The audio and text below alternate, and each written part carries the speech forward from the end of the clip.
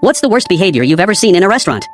I thought I was just celebrating my promotion in peace, but within minutes, one family turned the entire place into chaos, and it ended in a way no one in that room expected. I went to a restaurant to celebrate my promotion after 5 years of working non-stop, and I didn't expect that the night would turn into a perfect example of how some people think the world revolves around them until it suddenly doesn't. The place wasn't cheap, but it wasn't ultra fancy either, just the kind of place where people go for birthdays and small celebrations. I had a reservation for 8 p.m., showed up on time, and got seated at a nice corner table. I ordered my food, relaxed for the first time in weeks, and thought this would finally be a peaceful evening. About 10 minutes later, a couple walked in with 2 kids, both under 10, already loud before they even sat down. I didn't think much of it at first because kids are kids, but then I realized they were being seated right next to me even though there were other empty tables. Within minutes, one kid started banging a spoon on the table like it was a drum, and the other kept standing on his chair and shouting random things. The parents?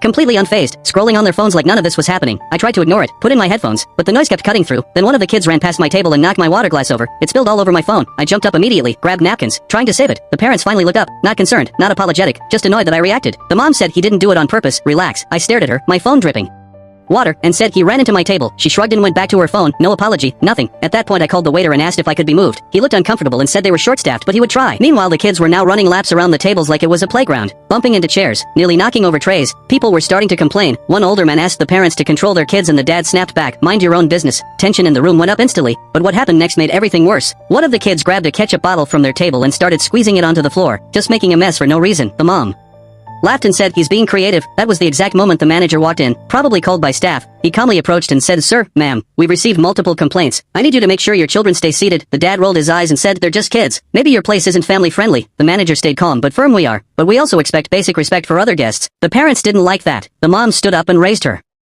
voice, "We are paying customers. You can't tell us how to raise our kids." The whole restaurant had gone quiet by then, everyone watching. The manager nodded and said, "You're right. I can't tell you how to raise your kids, but I can ask you to leave if they continue disturbing others." That hit a nerve. The dad stood up too, now angry. "You're seriously kicking us out over nothing?" And right as he said that, one of the kids slipped on the ketchup he had poured earlier and crashed straight into a passing waiter carrying a tray full of drinks. Glasses shattered, drinks spilled everywhere, including all over the dad. The room gasped. The waiter stumbled but stayed standing. The kids started crying loudly. The parents froze for a second, then immediately turned defensive again. "This is your fault. Why is the floor wet?" The manager didn't even hesitate this time. "That's enough. You need to leave now." Security was called. The parents kept arguing, but no one was on their side anymore. Not a single person. They were escorted out while the kid was still crying and the dad's shirt was soaked in soda. The restaurant slowly returned to normal. Staff cleaned up the mess, and a few people actually clapped quietly when the door closed behind them. The manager came over to me, apologized sincerely, and said my meal would be on the house. I told him he handled it well, sat back down, and finally got to enjoy my dinner in peace. And as I walked out later that night, I realized something simple but satisfying. Some people think rules don't apply to them until reality decides